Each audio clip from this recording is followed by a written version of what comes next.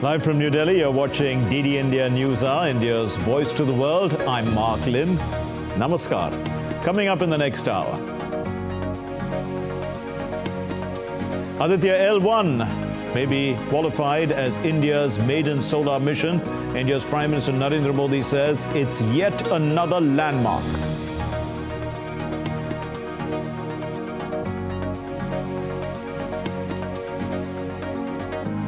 Top US and European diplomats visit West Asia, and they are trying to prevent the conflict from spilling over. US Secretary of State Blinken holds talks with Turkish counterpart. EU's Borrell meets Lebanon's caretaker Prime Minister. All preparations in place for Bangladesh's 12th parliamentary election on Sunday.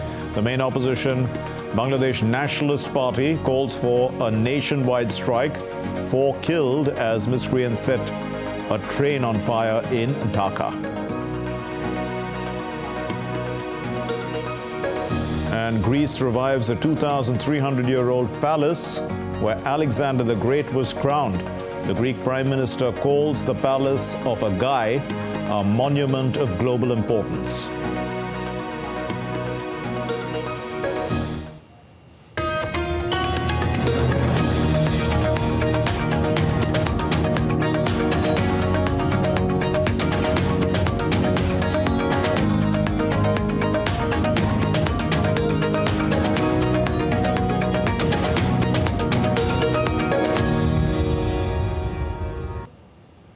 Aditya L1, the Indian Space Research Organization's maiden solar mission, has entered the final orbit to discover the mysteries of the Sun-Earth connection.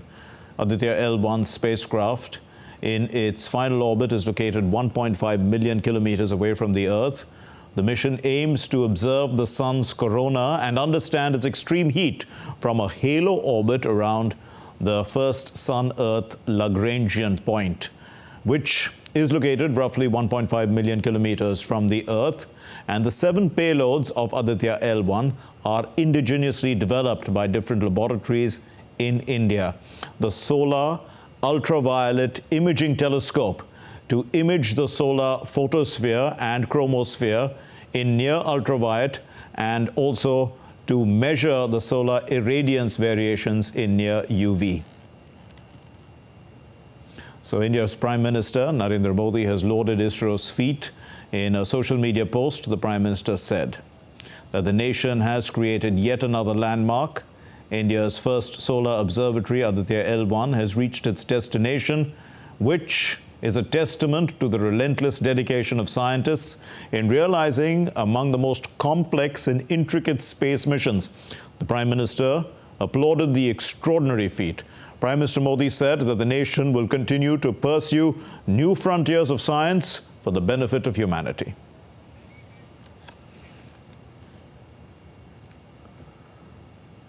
And as the Aditya L1 traversed its way towards the L1, that's the Lagrange point 1, there was pin drop silence in the mission control room, and the ISRO scientists finally achieved the target. They rejoiced. And the project mission director, Nigar Shahji, who has been steering this mission throughout its journey so far, says nothing is impossible. Nigar Shahji spoke to DD India and shared her joy of the Aditya L1 success. India's big achievement has a woman behind this success, and this woman is the director of this project, Aditya L1, who has successfully executed this mission and put Aditya L1 at the Lagrange point. And along with the ISRO team, I have with me Nigar Shahji, who is the director of this Aditya L1. She is smiling, she is jubilant about the project, success of the project, and also the fact that it is once again the Nari Shakti that we see at ISRO rules. No, it's nothing to do with the Nari Shakti. It is the entire team of ISRO. It's of both men and women, say, because equally they have supported, and it's a combined effort of the team effort. It's nothing very specific about Nari Shakti. So now what do you see? I mean, Aditya L1, will it now live up to the expectations? Because 5 years period. So what are the expectations from scientists post this mission success? Yeah, all the payloads should operate well and we should have exceptional and outstanding science outcome. That depends on the scientist who works on this data and find an outcome which should be very helpful in enriching our space weather knowledge. So the spacecraft can, as on today, we have a lot of fuel left with it. We can live beyond its life. Yeah. So it can go for, as everything goes well, it can go for beyond 5 years. Now the challenge is to maintain, the payloads, and since it is closer to the sun, the temperature will be extreme. So how big is this challenge once the payloads are activated?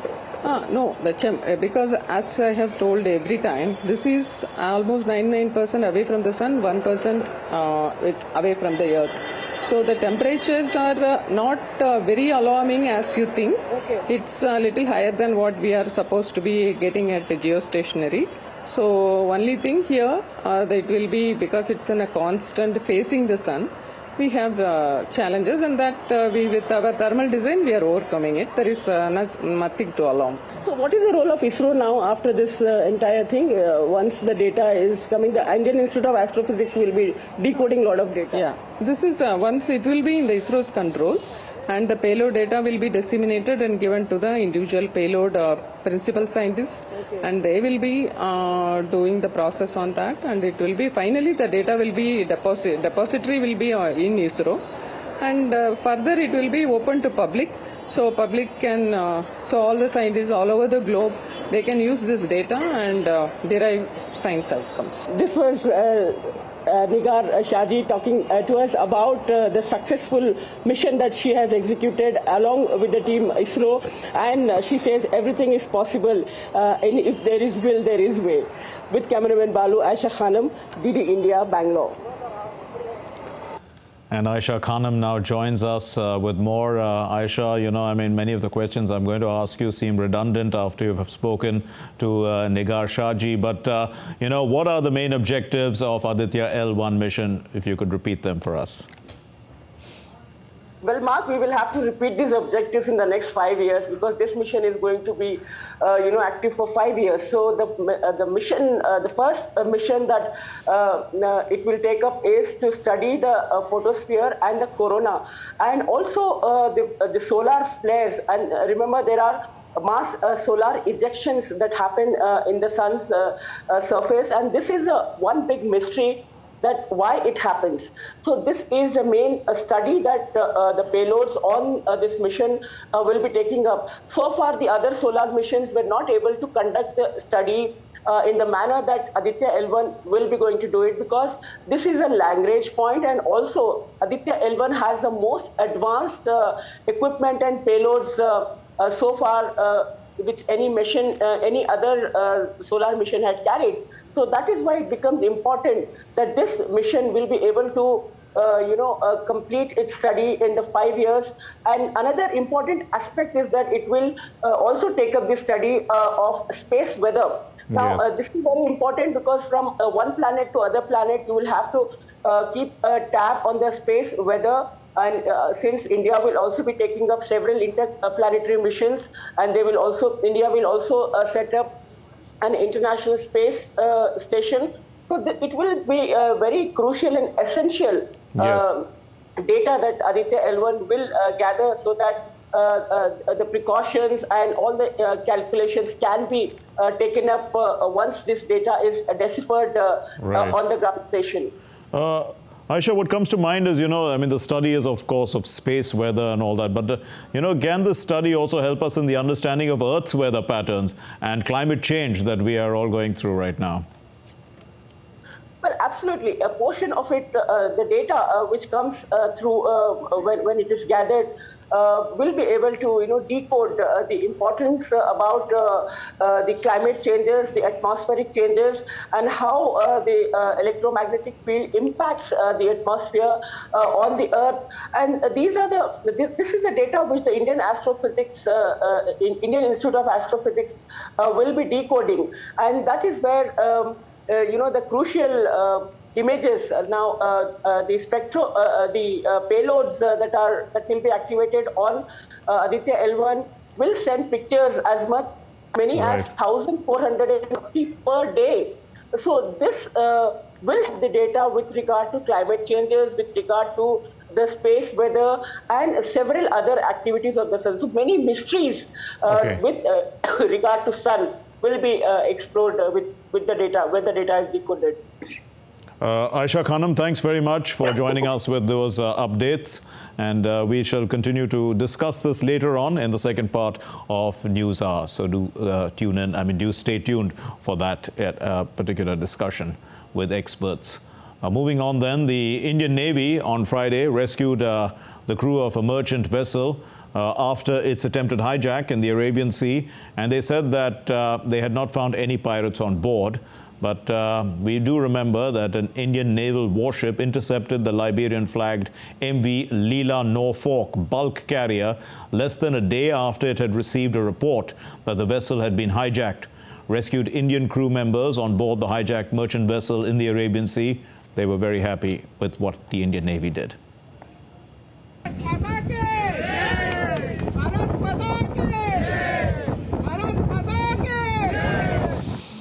These are the visuals of rescued ship by Indian Navy on Friday. The prompt response probably forced the pirates to abandon the hijacked ship in the Arabian Sea. Rescued Indian crew members expressed gratitude to the Navy.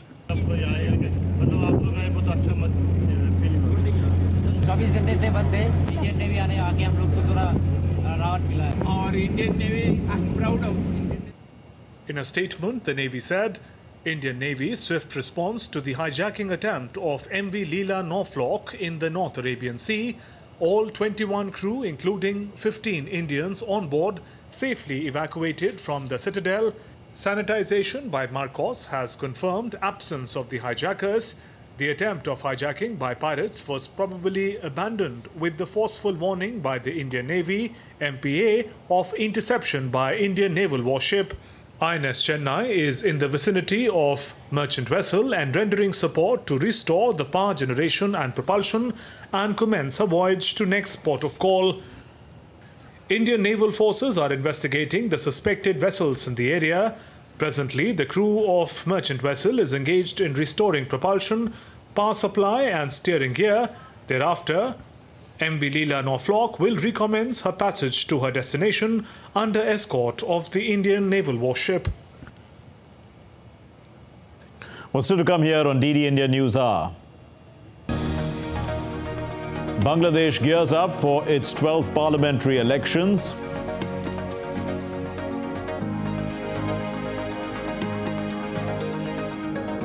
US President Joe Biden hits out at the Republican frontrunner Donald Trump.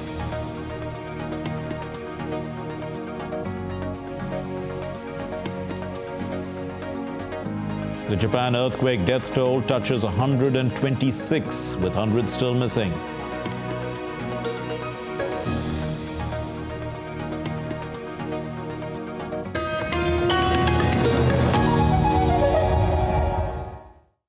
In a world that never stops, where information shapes our reality, one app stands out, helps you stay ahead of time.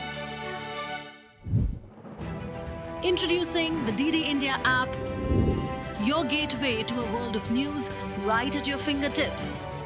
Your most trusted source of news goes global, goes digital. Explore a world of options, top stories, live updates, in-depth analysis, and more. Stay informed wherever you are. Real-time alerts keep you ahead of the curve always.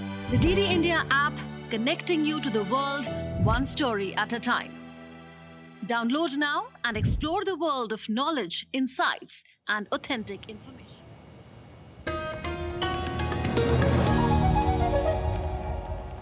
You're watching DD India News Hour. I'm Mark Lynn. As Bangladesh gears up for its 12th parliamentary elections, tensions simmer amid the 48-hour opposition strike, economic challenges, and the anticipation of Prime Minister Sheikh Hasina's potential fourth term. Here's Tripi Tripati's report. Bangladesh stands poised for its 12th parliamentary elections, set against a backdrop of political tension and economic challenges.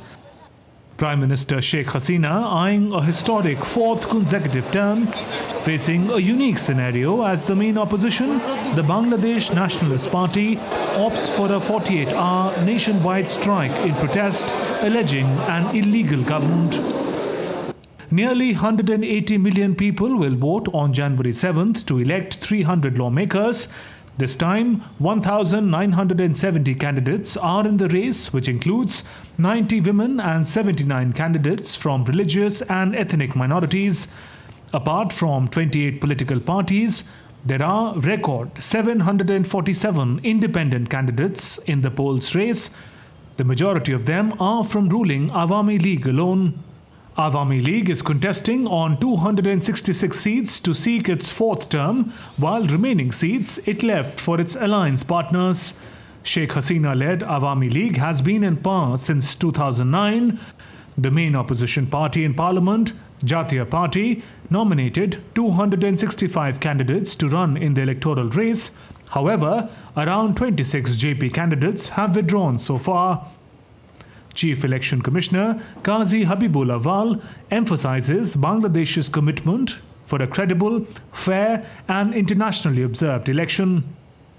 We believe in credible election, in participation and in the fairness, in the fairness and acceptability of results of election.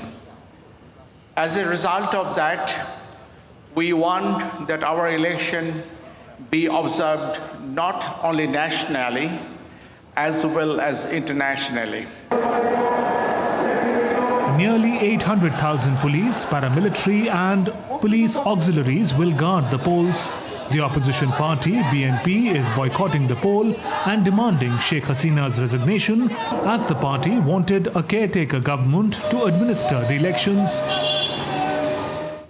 At least 4 people, including a child, died in a suspected arson attack on a passenger train. Bangladesh, once a poster child of economic growth, grapples with an economic slowdown, seeking a substantial bailout from the International Monetary Fund to stabilize its shaky economy. Well, the Israel-Hamas conflict entered the 91st day. Recent developments took place in the border area, where Hezbollah fired a total of 62 rockets at an Israeli observation post along the Israel-Lebanon border on Saturday. The U.S. Secretary of State Anthony Blinken, as well as the European Union senior diplomat Joseph Borrell, they visited the region aimed at calming tensions. Let's look at this report. Smoke billowed over the Israel-Lebanon border area on Saturday as Israel and Hezbollah exchanged fire. Hezbollah group fired rockets at Israel, and its arch foe said it had struck a quote-unquote terrorist cell in retaliation, as top US and European Union diplomats visited the region to seek ways to halt spillover from the conflict. We're absolutely committed to achieving our war games, that is, destroying our war goals, destroying Hamas, releasing our hostages, making sure Gaza doesn't become a threat again, and also making sure that we can return our citizens in the north and in the south. And for that, we'll apply maximum power with maximum precision everywhere that's needed. Tensions have been especially high since Saleh al-Aruri was killed in an attack by a drone in the southern suburbs of Beirut. Lebanese armed group Hezbollah hit a key Israeli observation post with 62 rockets as a quote-unquote preliminary response to the killing of Hamas deputy chief earlier this week. Israel's military said it had responded to Saturday's rocket attack with an unmanned aerial vehicle strike on the terrorist cell responsible for the launches toward the area of Metula. US Secretary of State Antony Blinken and the European Union's senior diplomat Josep Borrell have both begun a new diplomatic push to stop the spillover from the 3-month-old conflict into Lebanon, the West Bank, and Red Sea shipping lanes. European Union's Foreign Policy Chief Josep Borrell met Lebanon's caretaker Prime Minister on Saturday, and US Secretary of State Antony Blinken met Turkish Foreign Minister, aimed at calming tensions that have spiked across the Middle East.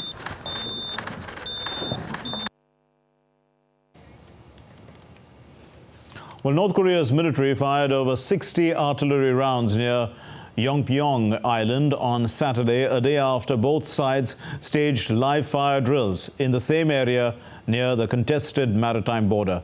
Saeed Absarul Hassan reports. North Korea once again fired more than 200 artillery rounds near a disputed maritime border with South Korea in another escalation of tension between the two rivals and prompting the South to take corresponding action with live fire drills.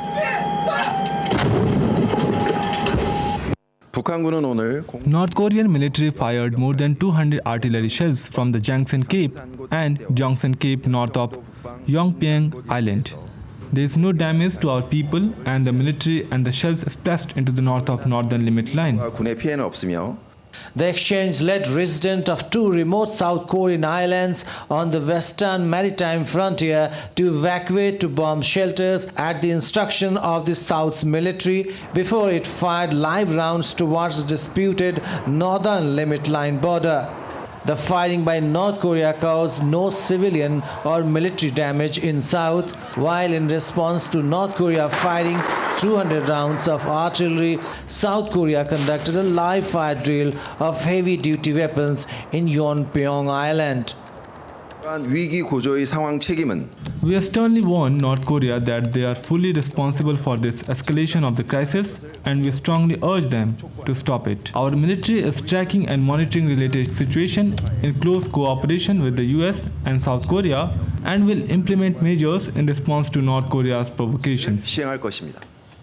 Later, North Korea clarified that firing drills as a natural response to military action by South Korea's military gangster in recent days.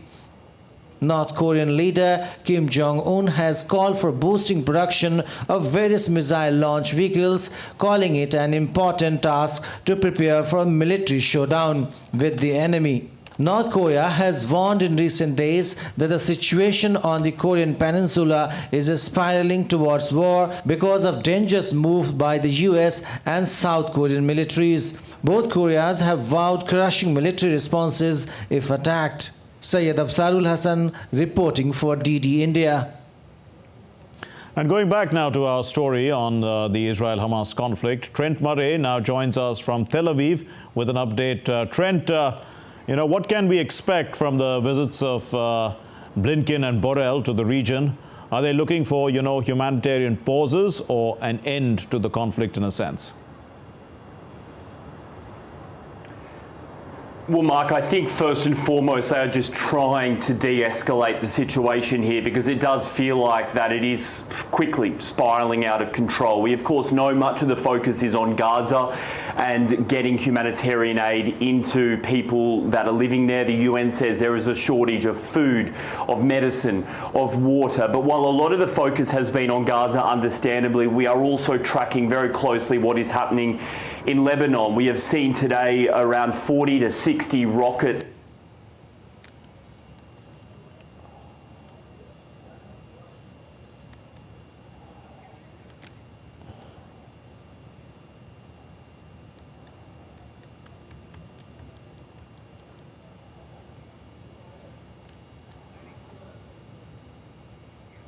Well, it's unfortunate that we seem to have lost our contact with Trent Murray while he was speaking. Technical details sometimes have this problem. Let's move on to our next story then. The U.S. President Joe Biden, the U.S. President, hit out at the Republican frontrunner, the former President Donald Trump, saying that he's using the January 6 insurrection issue as a re-election bid. The Colorado Supreme Court, if we recall, has prevented Trump from contesting the Republican primary in the state. That's scheduled for March. So Trump and his team have approached the U.S. Supreme Court, and they now hope that the U.S. Supreme Court will set the record straight. This report tells us more. US President Joe Biden chose the anniversary of the January 6 Capitol riots to hit out at his predecessor and current Republican frontrunner Donald Trump. Thank you very much. Trump, he believes, is putting the deadly 2021 uprising at the center of his bid for re-election. Members of his staff, members of his family, Republican leaders who were under attack at that very moment, pled with him, act, call off the mob. Imagine had he gone out and said, stop. And still, Trump did nothing. It was among the worst derelictions of duty by a president in American history. This was Biden's first major campaign speech of the year. He applied the heat on Trump as people continue to wonder how he, aged 81, could handle another term, and Trump, not much younger, at 77. Whether democracy is still America's sacred cause is the most urgent question of our time. And it's what the 2024 election is all about. The choice is clear. Donald Trump's campaign is about him, not America, not you. Donald Trump's campaign is obsessed with the past, not the future. He's willing to sacrifice our democracy, put himself in power. Donald Trump was president from 2017 to 2021. He continues to contest his defeat in the 2020 election. He faces a number of lawsuits challenging his eligibility to run for the post of president. Now he has approached the US Supreme Court against a Colorado Supreme Court ruling disbarring him from contesting. He makes it clear, public opinion and not Trump is putting pressure on the US Supreme Court. And they're saying, oh, Trump owns the Supreme Court. He owns it. He owns it. If they make a decision for him, it will be terrible. It'll ruin their reputations. He owns the Supreme Court. He put on 3 judges. He owns the Supreme Court. If they rule in his favor, it will be horrible for them. And we'll protest at their houses, and we'll do all of the things that you say. And that puts pressure on people to do the wrong thing. At issue is the Colorado Supreme Court's December 19 ruling disqualifying Trump from the state's primary ballot. It is based on language in the US Constitution's 14th Amendment for engaging in insurrection. The justices indicated they would fast-track a decision, scheduling oral arguments on February 8th. The Colorado Republican primary is scheduled for March 5th. Bureau Report, DD India.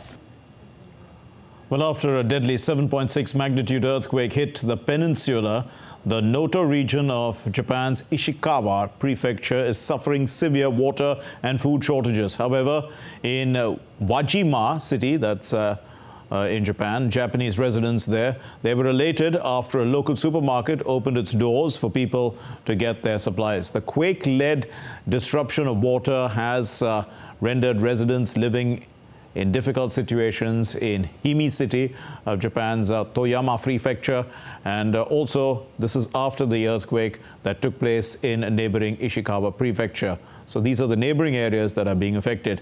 Now, a series of strong earthquakes with a major one of 7.6 magnitude had struck on Monday, we recall, at a shallow depth in the Noto region of the central Japanese prefecture of Ishikawa. And the Japanese Meteorological Agency had officially named the 2024 Noto Peninsula earthquake, and the death toll now has gone up to 126 so far. Let's get you some other news stories from around the world. Bolivia announced a record cocaine seizure. This is from the country's western Oruro department, and the drugs were hidden in wooden flooring materials found in a truck. They were likely bound for the Netherlands, apparently, because their value there would have been estimated to be around $526 million. The Bolivian president said that this is one of the largest ever seizures recorded in the South American country. A 7-year-old dog named Cecil, belonging to a Pennsylvania couple, ate $4,000 in cash off their kitchen counter. The couple had taken the money out of the bank for a home improvement project and set it on the counter before Cecil jumped up and tore it to shreds. Meanwhile, the bank has given them some hope because they've said that they're going to replace the banknotes that have most of the serial numbers intact. Sri Lanka is hosting its first ever Jallikattu event in Trincomalee. The event, featuring more than 200 bulls and over 100 skilled bull tamers during Jallikattu, ferocious bulls are released into a crowd, and the participants attempt to tame these bulls by grabbing their humps and their horns. The sport has been a symbol of valor, courage, and rural identity. The 40th Harbin International Ice and Snow Sculpture Festival officially opened in China with a spectacular fireworks display and over 100 different ice and snow leisure activities. The festival's opening marked the beginning of the Ice City's winter tourism golden period, with the event set to run for around 2 months until early March. Still to come here on DD India News Hour. Nepal halts work permits to Russia and Ukraine after their citizens have died in the war.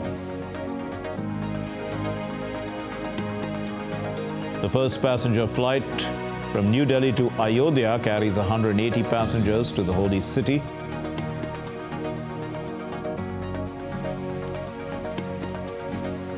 And AIIMS Delhi has successfully performed an awake craniotomy on a 5-year-old girl.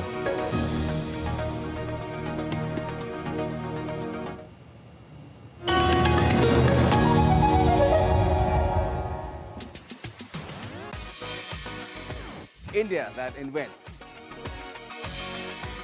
India that innovates. India that excites. India that invites. Land of possibility, teeming with opportunities. Watch India Ideas each Thursday, 8 p.m. only on DD India.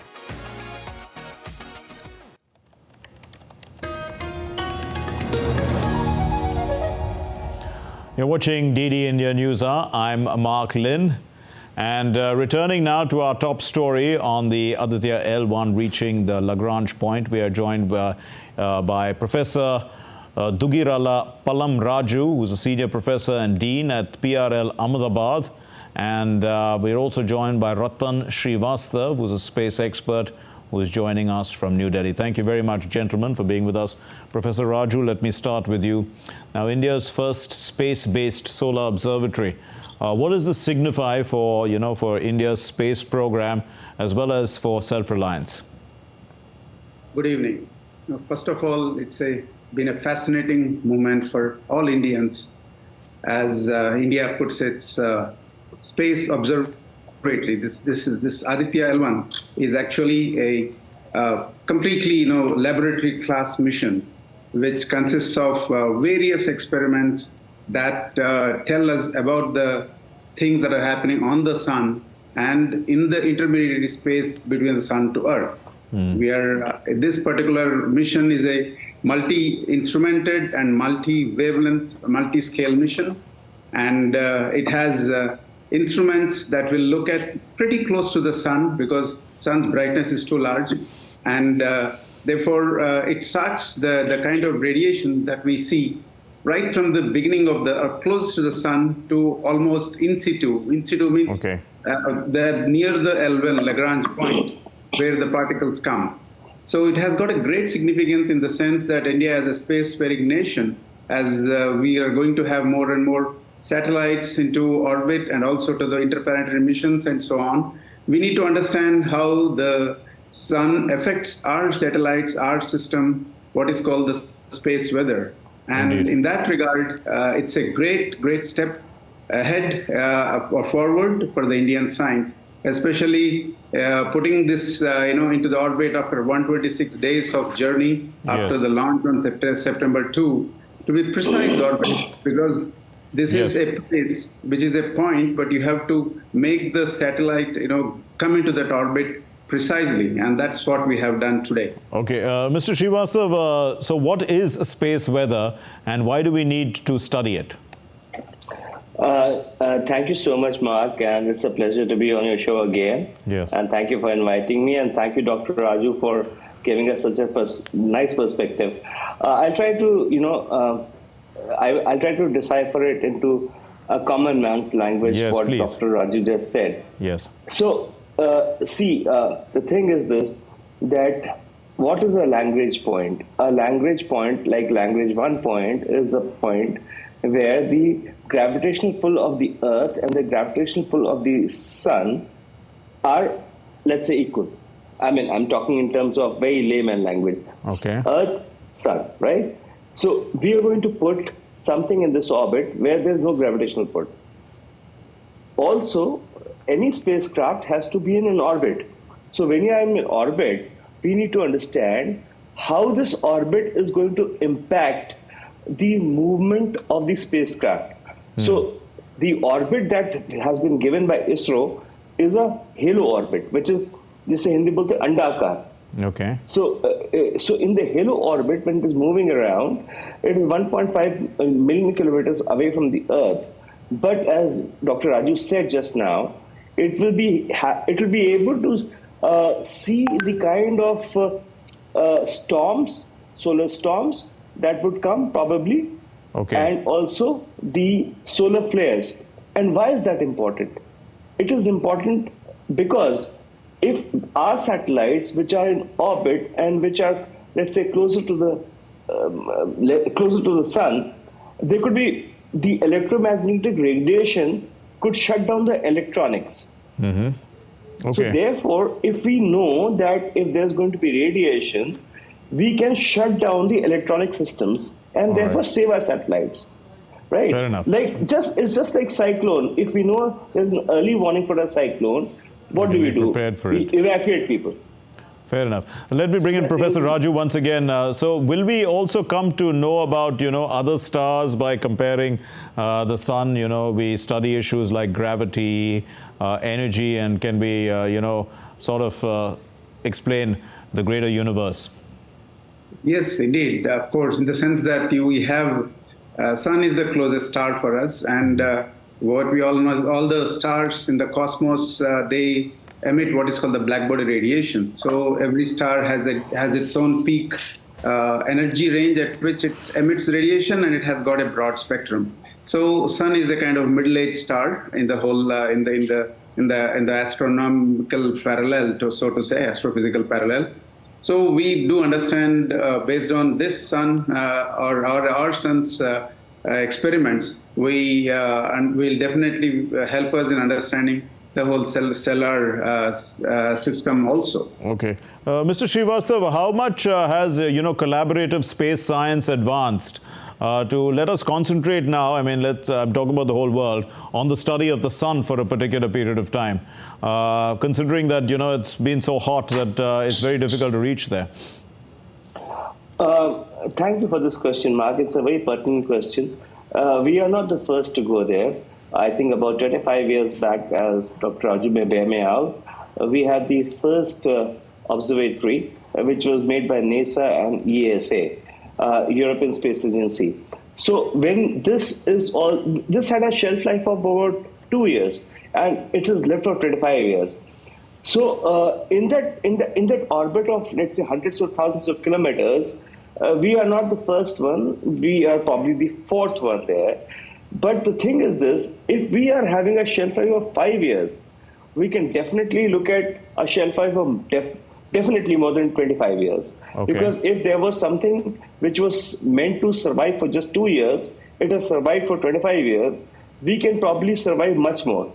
Why I say this? Because ISRO is, we should be very proud of ISRO because of frugal yet impactful engineering that they have been able to do all the time.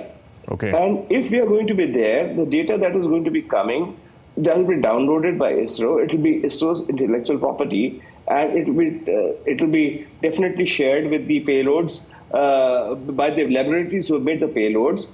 But at the end of the day, it is also going to be shared, hugely with the world. Yes. Why?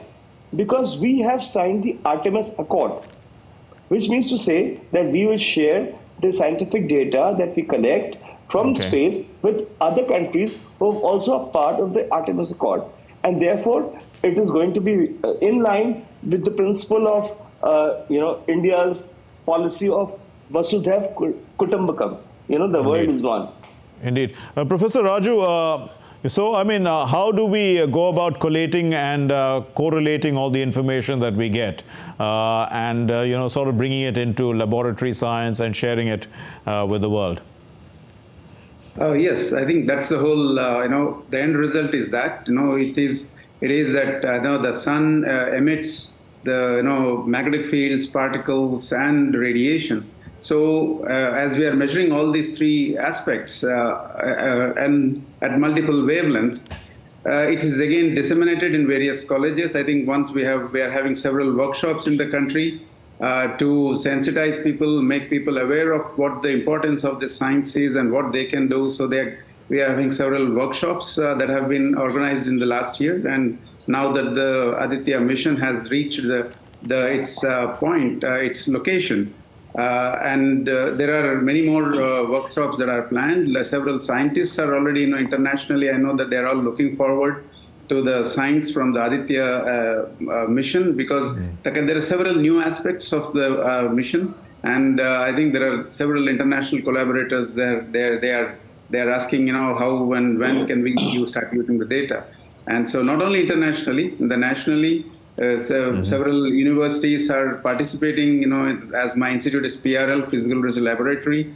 So we invite various students to have workshops, you know, train them so that they can start using the data. We invite teachers to get trained in these aspects, and several researchers we develop through our PhD programs.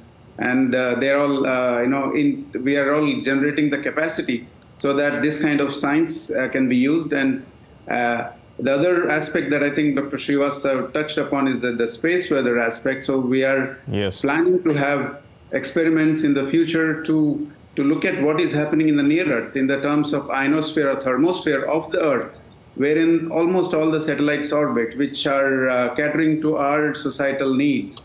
So they are the ones which are affected most. So ISRO is planning various other missions as well to see the causes, what happens on the sun from the solar flares, particles, and coronal mass ejections, and what is the impact on the near Earth environment where our satellites are. So we are kind of putting in all the jigsaw, you know, puzzle or blocks together.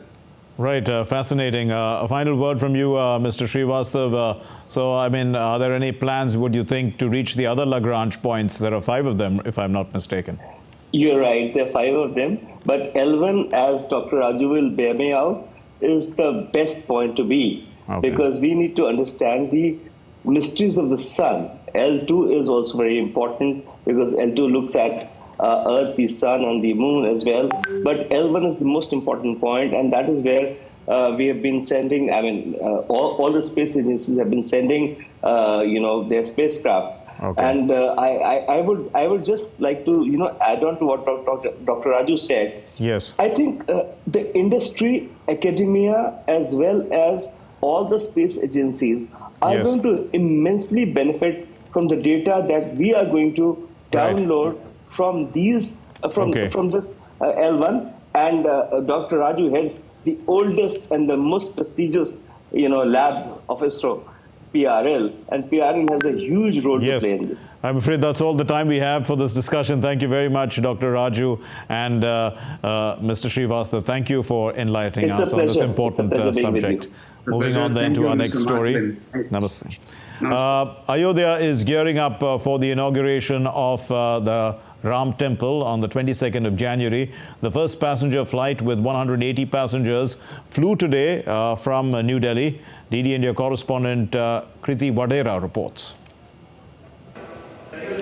After its inauguration, Maharishi Valmiki International Airport received its first passenger flight from Delhi to Ayodhya today afternoon. Passengers from many states of India were excited to be a part of this first historical flight. Chants of Jai Shri Ram were seen on landing of the aircraft.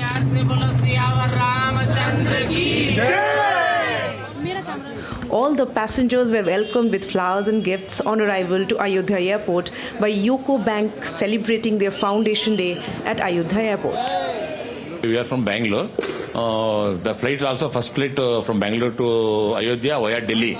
started today only. So we are very fortunate and to see that we have landed here on the first flight only at Ayodhya. Once I landed here, I couldn't do anything. I couldn't think of anything but just touch the ground and welcome myself to this beautiful land.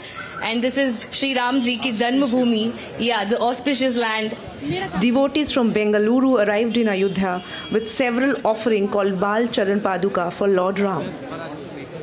बाल राम चरण करके बोल रहे हैं, हिंदी में बोलते हैं, और चरण भगवान को अर्पित करने के लिए, समर्पण करने के लिए आज इधर आए हैं. Cake cutting ceremony also took place at the airport. Our foundation is on the 6th January and the first flight coming from the airport is also on the 6th January. So that's why we want to celebrate the occasion, and that's why we welcome all 180th guests coming the airport here by the memento, by the cake cutting ceremony. So that's how, in special ways, the arrival of passengers is celebrated here at Ayodhya Airport. With camera person Shiv Suman, I'm Kriti Vadhera reporting from Ayodhya Airport. And during the third P. Parameswaranji Memorial Lecture in the southern Indian city of Thiruvananthapuram, India's External Affairs Minister Dr. S. Shankar noted the Ramayan's collection with, in fact, the connection with India's heritage. Something like a great epic. You know, it is such a valuable heritage. Actually, everybody in any walk of life will look upon it from their perspective. So, as children, we looked upon it, many of us, because we heard it from our grandparents or parents, or then those who followed it more assiduously. We thought of it as a story. It was not wrong. But from different professions, people would look at the same epic from that particular lens. And Shankar also spoke about how history, tradition and culture are the foundations on which India approaches the world. In an era of globalization, for me, looking through the lens of our history, our tradition, our culture, gives me a solid foundation with which we approach the world. The Nepalese government on Thursday suspended the issuance of work permits to its citizens to travel to Russia and Ukraine following the death of at least 10 Nepalese citizens who joined the Russian army in the ongoing war between the two neighbors. Now, Nepal has asked Russia not to recruit Nepalese in the Russian army and to immediately send all Nepalese soldiers back to the Himalayan country, and also to compensate the families of those who have been killed. Up to 200 Nepalese citizens were estimated to be working in the Russian army. The Nepalese soldiers are called Gurkhas, and they are known for their bravery and fighting skills, and they have been serving the British, the Indian armies as well, following independence of India in 1947 under an agreement. But there's no such agreement with Russia. India's health sector has consistently taken center stage on global platforms, and AIIMS Delhi has achieved another significant milestone by successfully performing an awake craniotomy. This is on a 5-year-old, 10-month child. And the neuroanesthesia team, they achieved this rare feat on the 4th of January this year, 2024, by conducting an awake craniotomy utilizing the conscious sedation technique. And this girl happens to be the world's youngest child to undergo this procedure. News about the Viksit Bharat Sankalp Yatra, and it's undertaken, as we have been telling you, across India. Its aim is to inform people about the government's welfare measures and ensure that the benefits of these measures also reach the targeted beneficiaries in a time-bound manner. And the Yatra has reached India's Union Territory of Jammu and Kashmir. It's been there for some time, and the IEC van arrived in Kathua district, and it's there that the local communities welcomed it with great enthusiasm. Several beneficiaries also shared their progressive stories under what's called Meri Kahani, Meri Zubani. a process of telling your own story. Now, a palace in northern Greece, where Alexander the Great was supposed to have been crowned king, has reopened on Saturday after 16 years of restoration. Prime Minister Kyriakos Mitsotakis inaugurated the restored palace. It's in the city of Vergina, and it's near the port city of Thessaloniki. And the Prime Minister of Greece has called this palace of Agia a monument of global importance.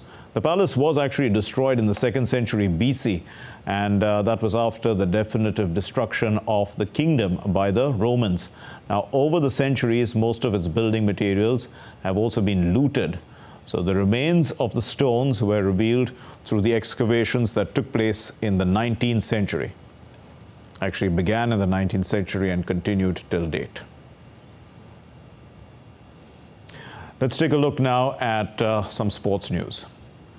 And the top seed Holger Rune has overcome Roman Safiullin 6-4, 7-6 to reach the finals of the Brisbane International. The 20-year-old Dane will face 2017 champion and second seed Grigor Dimitrov in the decider after the Bulgarian defeated Jordan Thompson of Australia 6-3, 7-5 in the second semi-final. The world number 2, Arina Sabalenka, beat Victoria Azarenka 6-2, 6-4, and she booked a place in the tantalizing final against Elina Rybakina, and that's going to be a rematch of the 2023 Australian Open title clash. India's Yuki Bhamri and his Dutch partner Robin Haas, they ousted their semi-final opponents Lloyd Glaspol of England and John Ding of the Netherlands. The 8-seeded Indo-Dutch pair. In fact, they lost, they didn't oust them, they lost. They lost 3-6, 7-6, 9-11 to these second-seeded opponents.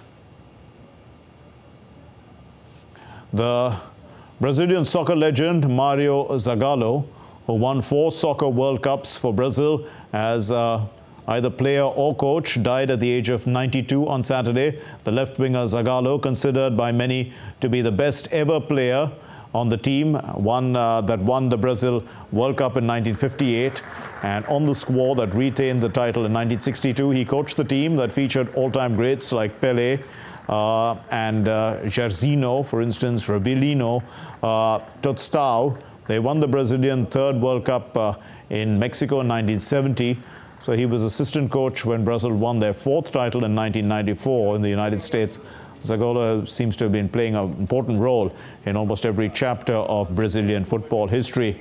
And for the first World Cup title, that was in 1958, and right up to the time they hosted the tournament, in fact, in 2014.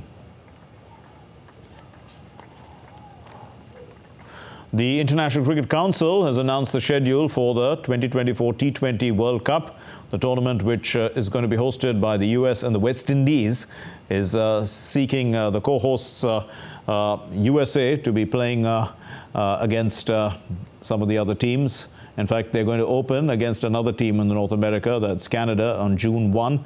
The tournament is going to end on June 29, so the month of June is for T20 cricket. England, the holders, they have beat Pakistan in Melbourne in November 22. So let's try and find out who's going to meet who and what the details are. The International Cricket Council have announced the schedule and groups for the 2024 T20 Cricket World Cup to be held in West Indies and USA. The showpiece event will begin from June 1 with the final on June 29. Co-host USA will take on Canada in the opening match on June 1. India will start their campaign on June 5 against Ireland. The men in blue then take on arch rivals Pakistan on 9th of June, USA on June 12, and Canada on June 15th. Defending champions England and 2021 winner Australia have been assigned to Group B, which also includes Namibia, Scotland and Oman. New Zealand are in Group C with the West Indies, Afghanistan, Uganda and Papua New Guinea. South Africa has been assigned to Group D, which includes Sri Lanka, Bangladesh, Netherlands and Nepal. While the format that was used till 2022 featured a qualification stage consisting of associate and lower ranked countries before a Super 12 stage followed by the knockouts, the new format will have 2 group stages involving all the 20 teams and then the semi-finals. The teams are divided into 5 groups of 4 teams each. The teams that finish in the top 2 of each of these groups then qualify for the Super 8s, where they will be divided into 2 groups of 4. The teams that finish in the top 2 then subsequently play the semi-finals. The group stage will be held from June 1 to 18, followed by the Super 8 matches which will take place from June 19 to 24. The semi-finals of the tournament will take place on June 26 and 27. The first semi-final will take place in Guyana and the second will be held in Trinidad. The final will be played in Barbados. A total of 55 matches will be played across 9 venues, as the 9th edition of the cricketing extravaganza kicks off on June. Well, that's all we have in this edition of DD India News Hour. Let's know your thoughts on the news of the day. Connect with us on Facebook, X, formerly known as Twitter, and also on Instagram. And we'll be back with more news as it breaks here on DD India. My name is Mark Lin. From all of us here in Delhi, thanks very much for watching DD India News Hour. Namaskar.